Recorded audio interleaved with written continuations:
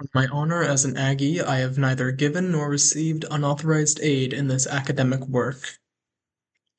Okay, so I chose the A&M Academic Building, which was originally built in 1914, and I have chosen this building specifically because I think it has a lot of interesting aspects of it, where it borrows a lot of very distinct, very obvious symbols and motifs from other elements of architecture. The academic building is a neoclassical building that was built in 1914, same year as World War I started. It is a key landmark building on campus. Some of the key aspects of it are its tripartite design, its temple facade, the dome, the surrounding plaza, the protruding wings, the circular arches near the bottom here, the pilasters on the side, and the banister at the top, and right here, if you can see my cursor. It kind of reminds me of the Saltworks, the Foreman building, where it has this circular inscription up here. It's kind of like, Big Brother's Always Watching, 1984, nice and relaxing. I hope you never noticed that before, and I hope that you continue to notice every day you walk by it.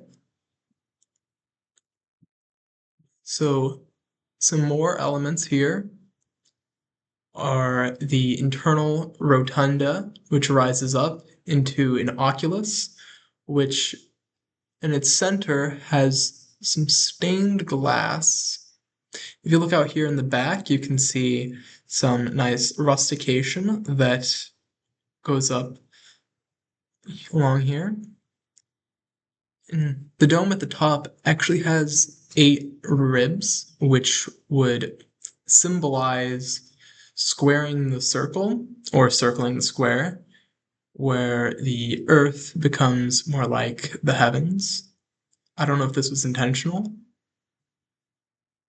uh, but I digress. It has beneath it the drum, which, if you look up here, it has some sort of interesting vents or perhaps windows for before they had an HVAC system and proper ventilation. Around and down here, it reminds me most of the Wurzburg residence in Germany. The way the wings protrude out with 2 supporting structures, and then a central circular rotunda capped off with a dome, surrounded by the gardens, and even the trees are of a similar shape. And generally, it follows neoclassical. You can see the columns here. Outside, they are Ionic, inside, Doric.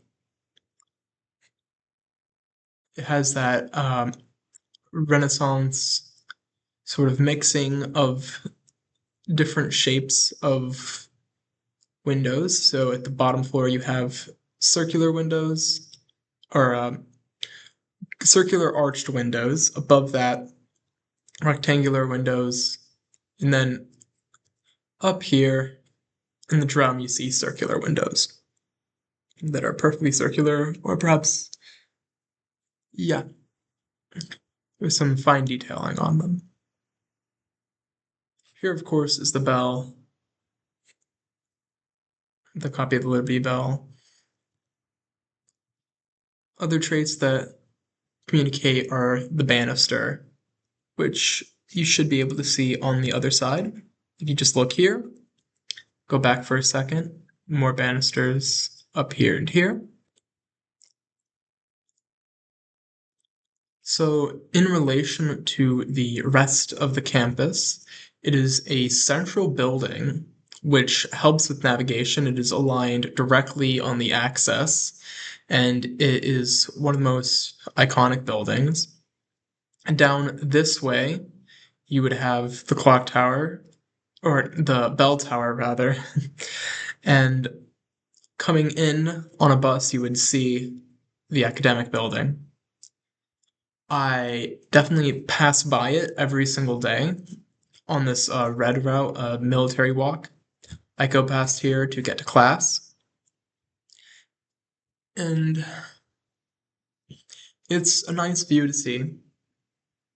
It definitely helps me understand where I am.